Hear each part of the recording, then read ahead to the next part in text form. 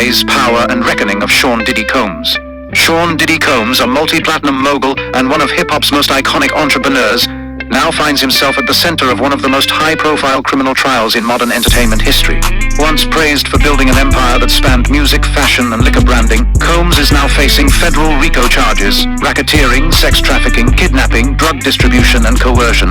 The US government alleges that Combs orchestrated a criminal enterprise, known in court filings as the Combs Enterprise, responsible for a pattern of illicit activities spanning more than 2 decades. The charges are unprecedented in scope, and if found guilty, Combs could face life in prison and forfeit millions, if not billions, in assets, including those earned through legitimate means. The prosecution has built its case around a tapestry of emotionally charged and deeply disturbing witness testimonies, all pointing toward a consistent pattern of coercion, control, and abuse.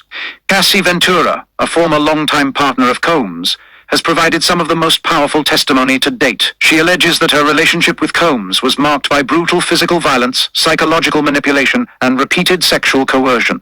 According to her account, Combs forced her to participate in what he called freak-offs, drug-fueled sex parties involving strangers, often filmed, allegedly used as a means of blackmail or psychological control.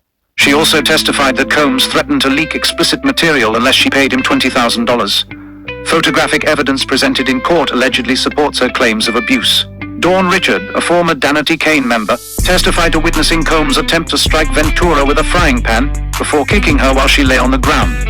Richard also described being personally confined and threatened by Combs, reinforcing the prosecution's narrative of domination and fear. 2 of Combs' former personal assistants, David James and George Kaplan, offered chilling behind-the-scenes details.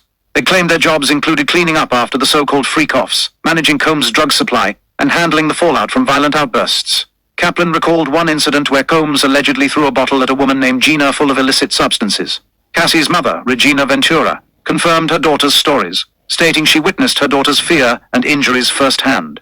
She supported the claims of blackmail threats and added personal depth to the emotional gravity of the case. Renowned forensic psychologist Dr. Dawn Hughes explained the psychological entrapment often present in abusive relationships. She testified that repeated trauma and manipulation can lead to compliance without true consent, helping jurors understand how alleged victims might appear cooperative while being psychologically coerced.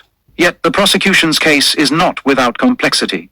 Sheree Hayes, a male sex worker who allegedly participated in multiple sexual encounters with Combs and Ventura, testified that all his encounters were consensual and arranged by Ventura herself. He described the scenes as professional, paid engagements, earning between $800 to $1,200 per meeting. He claimed Ventura was always in control and never appeared coerced. This testimony directly challenges the prosecution's version of events and introduces doubt about Ventura's autonomy in the encounters.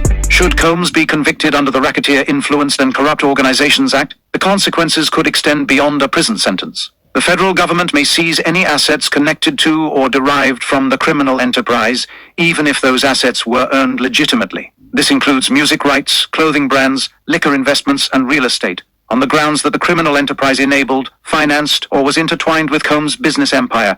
The prosecution has presented a compelling and harrowing case, full of powerful testimony and a pattern of disturbing allegations. But this trial is far from over. The defense has not yet begun its presentation. They will challenge the credibility of witnesses, offer alternative interpretations of events, and likely highlight inconsistencies in the stories presented. Their aim will be to prove that no criminal enterprise existed, and that Sean Combs is being unfairly vilified.